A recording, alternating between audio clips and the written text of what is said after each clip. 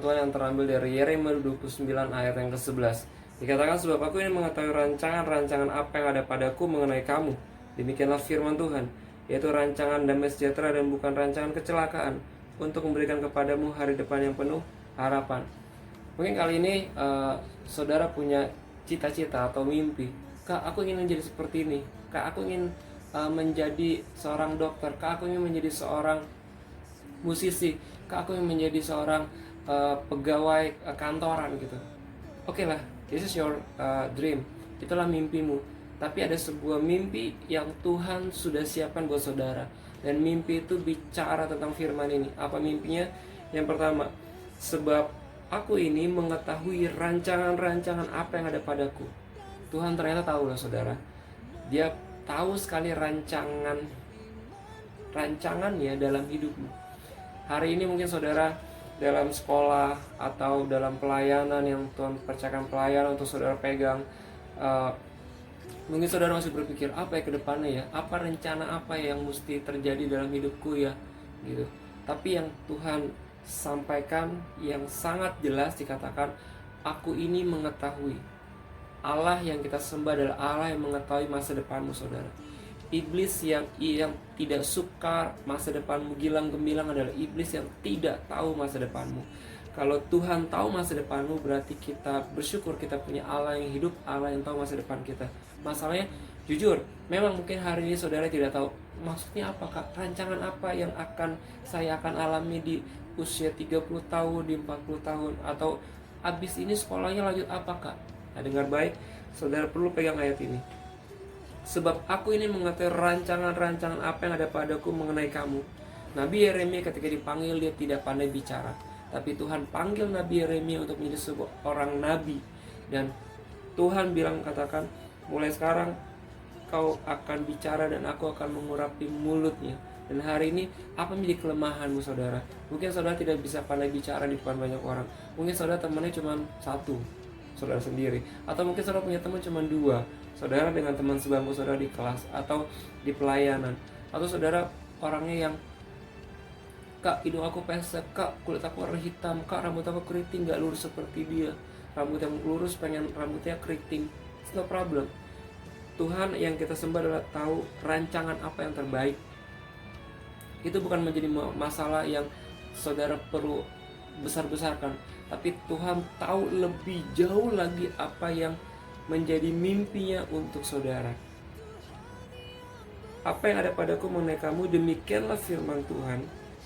Hari ini saya mau ajak rekan muda untuk terus boleh bergaul dengan firman Tuhan. Baca firman Tuhan banyak-banyak, berdoa dengan tekun dengan Tuhan, pagi siang malam, dimanapun berada, karena Allah kita adalah hidup. Kita terus bergaul sama Tuhan. Dan Tuhan punya rancangan demikian, yaitu rancangan damai sejahtera. Apa tuh maksudnya rancangan damai sejahtera? Simple. Tuhan punya rancangan yang terbaik, yang the best for you, untuk hidupmu, dan bukan untuk orang lain. Artinya panggilan rancangan yang terbaik hanya untukmu dan bukan orang lain. Artinya kita tidak perlu iri dengan rancangan Tuhan atas hidup teman kita. Mungkin teman kita lebih tinggi, atau wah Kak, temen aku pandai, pintar banget Kak fisikanya, nggak masalah. Tapi Tuhan punya rancangan yang sangat spesifik dalam hidupmu, yaitu rancangan damai sejahtera. Damai sejahtera bicara dua hal, damai dan sejahtera. Damai itu bicara gini, kalau saudara hari ini punya kerinduan untuk sesuatu hal, bahwa itu di tangan Tuhan, dan Tuhan akan perbuat sesuai dengan isi hatinya atas hidupmu. Yang kedua adalah sejahtera.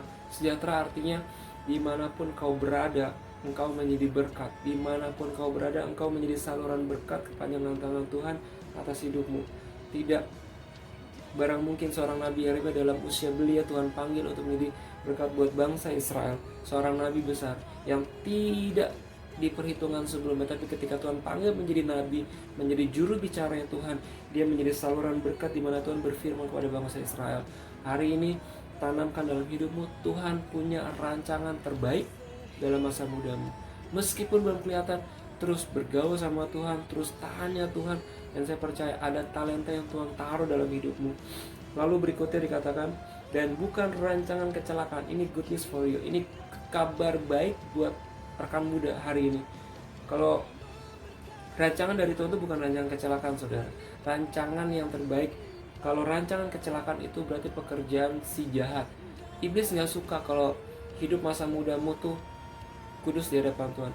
Iblis paling gak suka hidup masa mudamu berhasil di mata Tuhan. Iblis akan ganggu dengan segala intimidasi. Mungkin teman-temanmu hari ini bicara, kamu kan dari keluarga yang gak benar, kamu kan anaknya malas, kamu kan ini, kamu itu. Stop. Tuhan punya rancangan terbaik. Kalau ada rancangan yang tidak terbaik, itu bukan berasal pada Tuhan. Kita tahu ada 2 jenis rancangan yang Tuhan sediakan. Ini cuma satu, rancangan damai sejahtera, dan bukan rancangan kecelakaan. Untuk ada tujuan. Tuhan ciptakan saudara hari ini ada di tengah keluarga.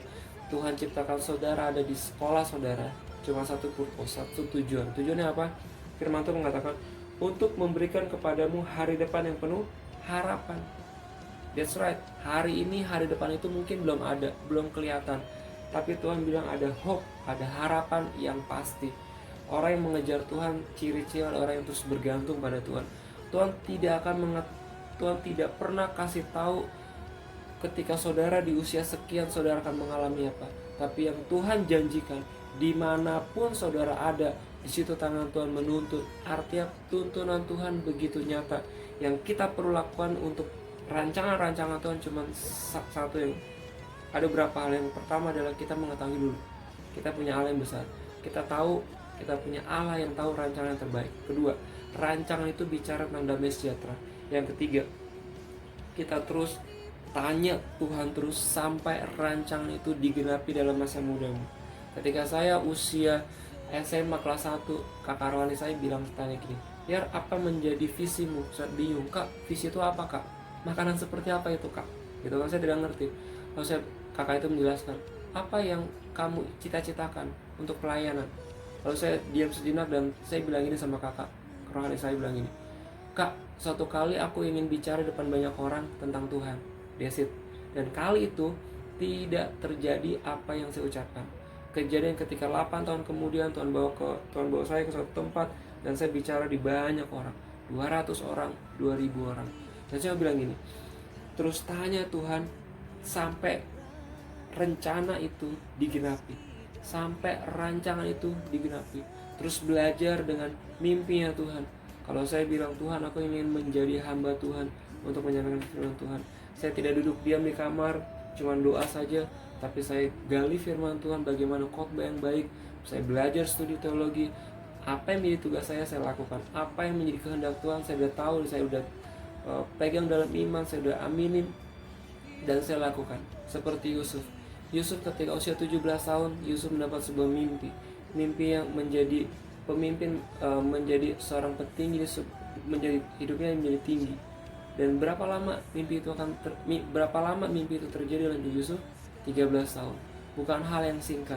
Sebagai orang muda saya bilang, ketika dalam masa muda saudara punya mimpi, Tuhan kasih vision in your life, Tuhan kasih mimpi yang besar dalam hidupmu, simpan dan lakukan terus sampai mimpi itu mulai terlihat dan sampai digenapi.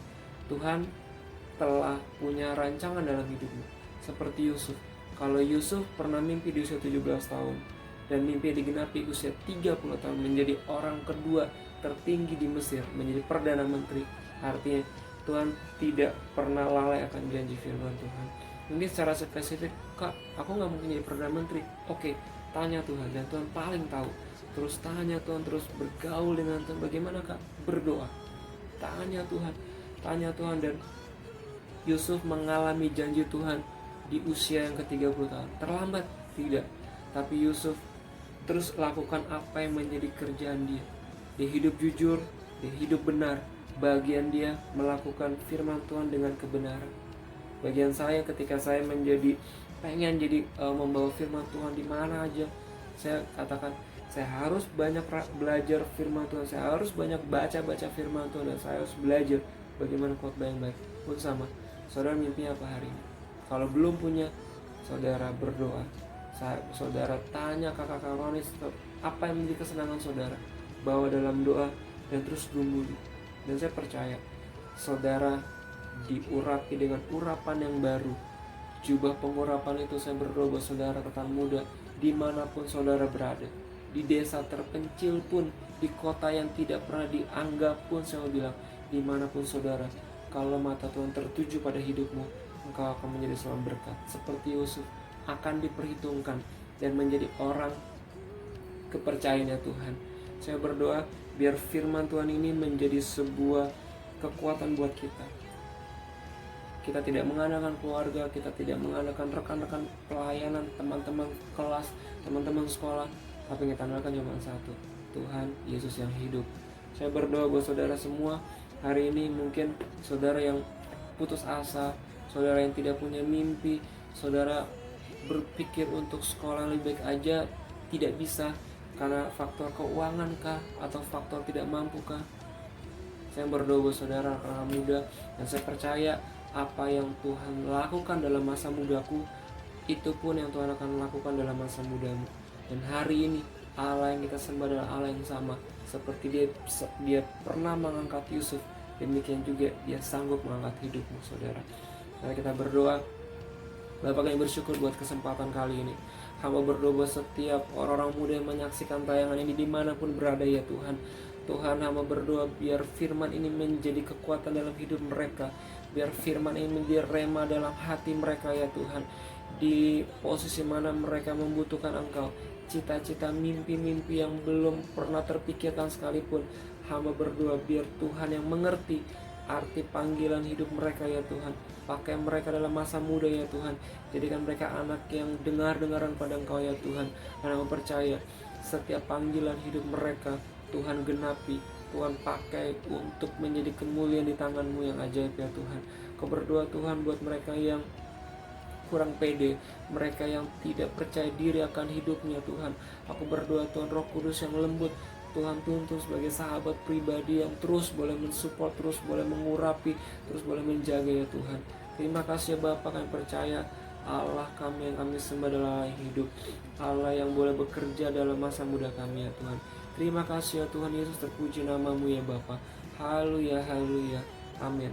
Terima kasih buat kali ini. Saya percaya kita telah berdoa, kita telah mendengar firman Tuhan, dan saya berdoa biar urapan yang Tuhan lakukan atas hidupku, urapan yang sama yang lebih besar lagi, mengurapi generasi yang baru, generasi yang membawa satu lawatan untuk kemuliaan bagi nama Tuhan. Dalam nama Yesus saya berdoa, haleluya, amin. Tuhan Yesus berkati. Aku punya Tuhan yang besar, yang telah berjanji dan sanggup menggenapi imanku, bersepakat percaya kuasa-Nya, ku terima sekali.